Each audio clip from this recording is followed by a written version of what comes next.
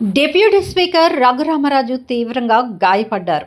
ఆయనతో పాటు BJP MLA Parthasarathi, MLC Kancharla Srikanth కూడా గాయపడ్డారు.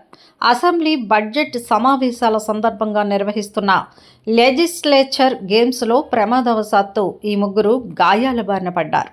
3 రోజుల క్రితం పోటీలు ప్రారంభం అవగా తొలి 2 రోజుల పాటు డిప్యూటీ స్పీకర్ రఘురామరాజు చాలా హుషారుగా గడిపారు. ముఖ్యంగా తొలి రోజు దాదాపు అన్ని క్రీడా పోటీల్లో పాల్గొని రఘురామ సందడి చేశారు. అయితే రెండో రోజు నిర్వహించిన క్రికెట్ పోటీలో రఘురామ ప్రమాదవశాత్తు జారి పడటంతో మోచేతికి గాయమైంది. ఎంతో ఆహ్లాదంగా సాగుతున్న శాసనసభ్యులు, ఎమ్మెల్సీల క్రీడా పోటీల్లో రెండో రోజు ముగ్గురు నేతలు గాయపడటంపై విచారం వ్యక్తమవుతోంది. గత ఏడాది ప్రారంభమైన ఈ పోటీల్లో కూటమి ఎమ్మెల్యేలు, ఎమ్మెల్సీలు చురుగ్గా పాల్గొంటున్నారు. మంత్రులు, సీనియర్ ఎమ్మెల్యేలు సైతం బిజీ లైఫ్ను కాసేపు పక్కన పెట్టి క్రీడోత్సాహంతో సందడిగా గడిపేందుకు ముందుకు వస్తున్నారు. 7 పదుల వయసు దాటి 80వ పడికి దగ్గరగా ఉన్న సీనియర్ నేతలు నంద్యాల వరదరాజులు రెడ్డి, గోరంట్ల బుచ్చయ్య చౌదరి, కొమ్మినేని శ్రీనివాస్, గద్దె రామ్మోహన్ రావు, రఘురామరాజు వంటి వారు సైతం క్రీడా పోటీల్లో తలపడి తమ సత్తా చాటుతున్నారు. అయితే తొలి రోజు పోటీలు ఎలాంటి ఇబ్బంది లేకుండా సాగిపోగా రెండో రోజు మాత్రం ముగ్గురు నేతలు గాయపడటం విచారానికి గురిచేసింది.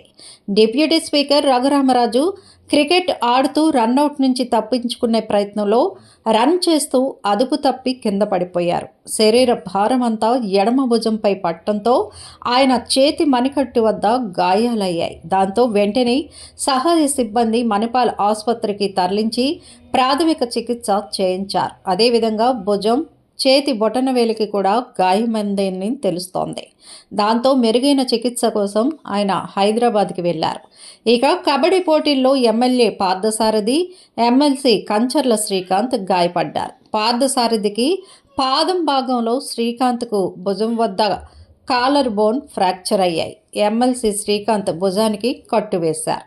ఆ కట్టుతోనే ఆయన శాసనమండలి సమావేశాలకు హాజరవుతున్నారు. ఎమ్మెల్యేలు, ఎమ్మెల్సీలు అంతా చాలా ప్రొఫెషనల్గా ఆడుతూ సందడి చేస్తున్నారు. సోషల్ మీడియాలో ఈ వీడియోలు వైరల్ అవుతున్నాయి. నేతలంతా తమ హోదాలను పక్కన పెట్టి ఆటల పోటీలో సరదాగా గడుపుతున్నారు. ప్రధానంగా రఘురామరాజు ప్రతి ఆటలోనూ యాక్టివ్గా పార్టిసిపేట్ చేయగా సందడి చేసి అందరి దృష్టిని ఆకర్షించారు. దురదృష్టవశాత్తు ఆయన గాయపడటంపై సహచరులు అంతా విచారం వ్యక్తం చేస్తున్నారు. మా వీడియోస్ మీకు నచ్చినట్లయితే లైక్ చేయండి, షేర్ చేయండి, ప్లీజ్ సబ్స్క్రైబ్ కూడా చేయండి.